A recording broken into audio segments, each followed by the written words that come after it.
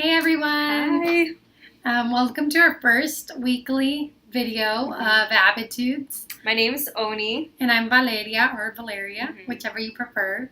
Welcome to the Shriner family. We're so happy that you guys are a part of our family now.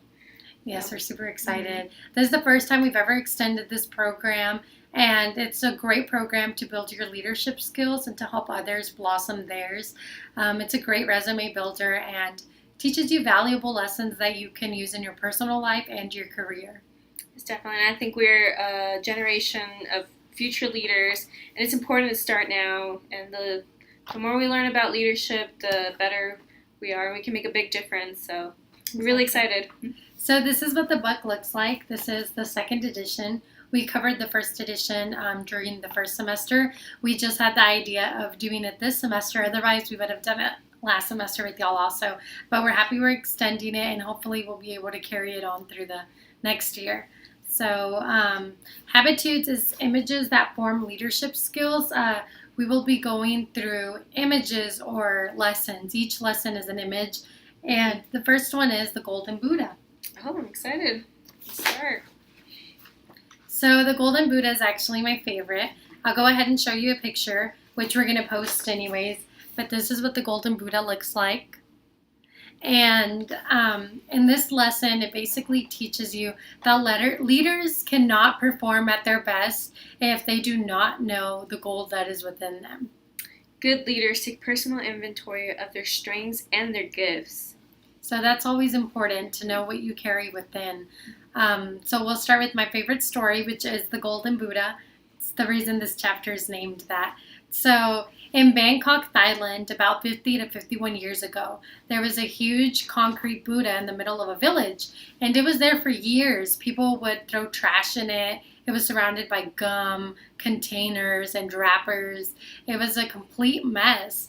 And a local priest decided to clean it. So he got a moving crew to help him move it indoors so they could clean it. And as they were moving it, it began to crack, and they noticed something underneath the cracks. So as they removed the outer shell, what they found inside was the world's largest statue made of complete gold. And it was a golden Buddha that was inside of this ugly concrete Buddha. Just makes you wonder, do you think these people would have treated the statue the same if they knew what was inside? Probably not. Probably not. So this is just important because it was even used to store trash just because all they could see was what was on the outside, even though there was gold on the inside. I believe we're all a lot like this statue. We all have gold inside of us, and our real value is within. It's up to us to take personal inventory and know what we have to offer and what this gold is made of. I think all of us have so much potential, so many things to offer. We just have to take a step back and learn what we have and what qualities we have, and just to appreciate ourselves a little more, and to just realize how amazing we are and how valuable we are. Yeah. It's so true. We don't do it enough, and there are so many examples of influential people.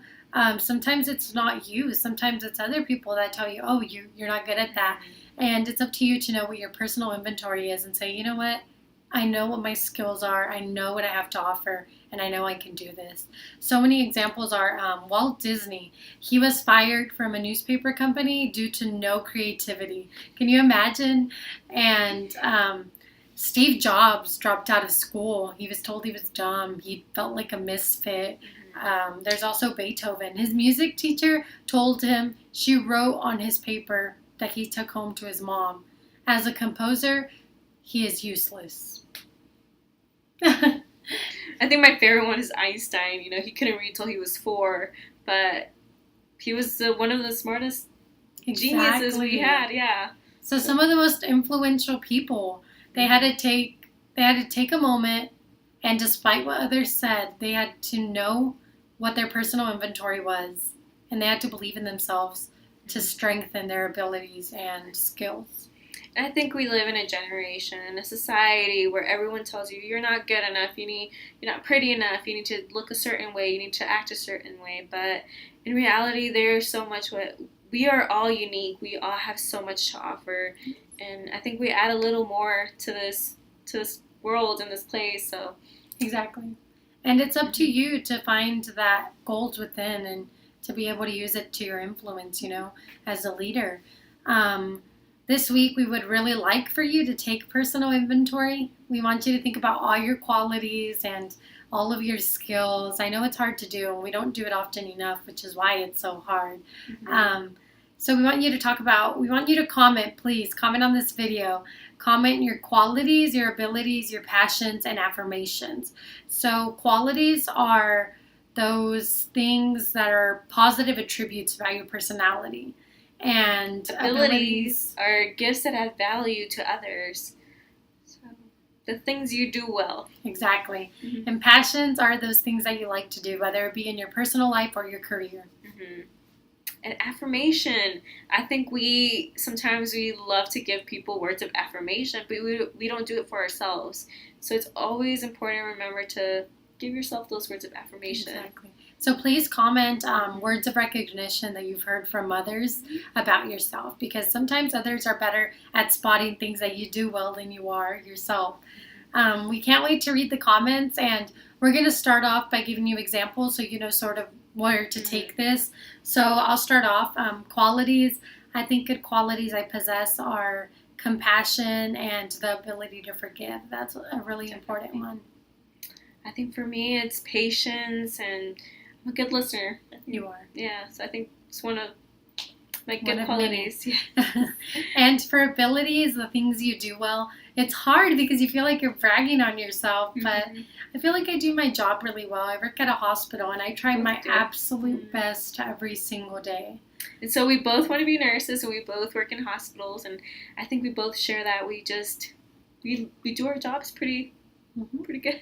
And I think that would be a passion also. My passion is to help others, and I love it. That's just what I live my everyday life by. And for affirmation, words of recognition from others, simple things would be in class. My friends will compliment me on my handwriting and my ability to be organized. So that's definitely one. Oh, I think I'm a great encourager. That's one of the best things I could say, just encourager. And I don't know. Yeah. So maybe I have to work on that too. We'll go ahead and comment ours also. We can't wait to hear y'all's. And besides commenting on that, we also have a challenge for you. We'd like for you to give 2 or 3 compliments this week.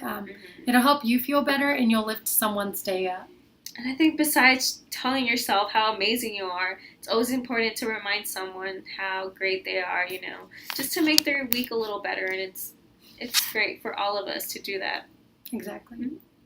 All right. So, y'all have a good week. We're wishing y'all lots of love and happiness from the Shriner campus. Yes, and we're so excited to hear from you. So comment below and just let us know what you think. And we would love to hear, all your qualities and attributes. And so we're excited to hear from you. Bye. Have a great week.